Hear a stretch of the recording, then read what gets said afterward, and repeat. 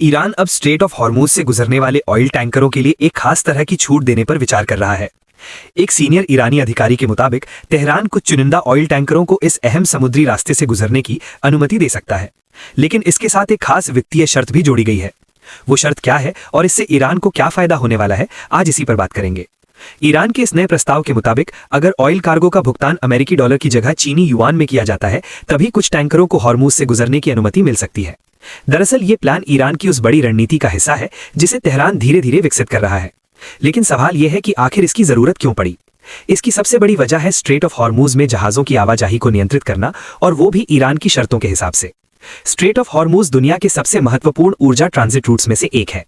दुनिया के बड़े हिस्से का तेल व्यापार इसी रास्ते से होकर गुजरता है।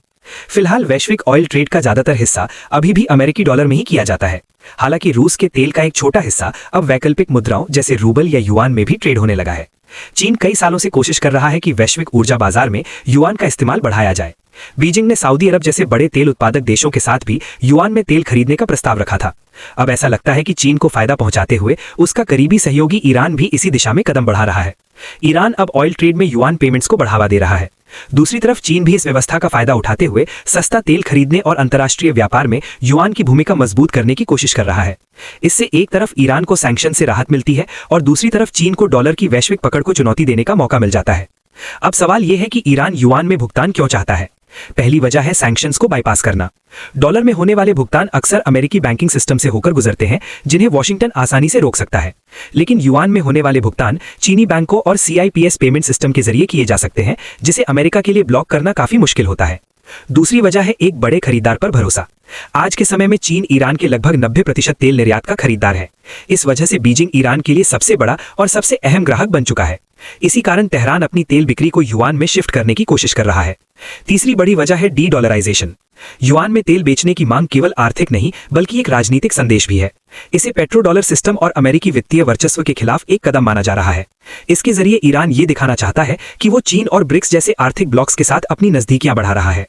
इसके अलावा युआन में मिलने वाले पैसे का इस्तेमाल ईरान चीनी सामान, इंफ्रास्ट्रक्चर प्रोजेक्ट्स और टेक्नोलॉजी खरीदने के लिए भी कर सकता है, खासकर तब जब पश्चिमी देशों की पूंजी और तकनीक तक उसकी पहुंच सीमित हो चुकी है। इस व्यवस्था से चीन को भी कई फायदे मिल सकते हैं। सबसे पहला फायदा है सस्ती ऊर्जा। क्योंकि ईरान पर लगे प्रतिबंधों के कारण उसके पास खरीदार कम है, इसलिए चीन कम कीमत पर तेल खरीदने की मजबूत स्थिति में होता है। दूसरा फायदा ये कि अगर तेल का व्यापार युआन में होने लगे तो रेनमिन भी एक ऊर्जा मुद्रा के रूप में उभर सकता है। ये चीन के उस लंबे लक्ष्य को मजबूत करता है जिसमें वो युआन को अमेरिकी डॉलर का वैश्विक विकल्प बनाना चाहता है। इसके अलावा ईरान की निर्यात आय और भुगतान में चीन की बढ़ती भूमिका से बीजिंग को खाड़ी क्षेत्र में राजनीतिक प्रभाव भी मिल सकता है। यहां तक कि स्ट्रेट ऑफ हॉर्मूज जैसे रणनीतिक समुद्री मार्गों पर भी चीन का अप्रत्यक्ष प्रभाव बढ़ सकता है।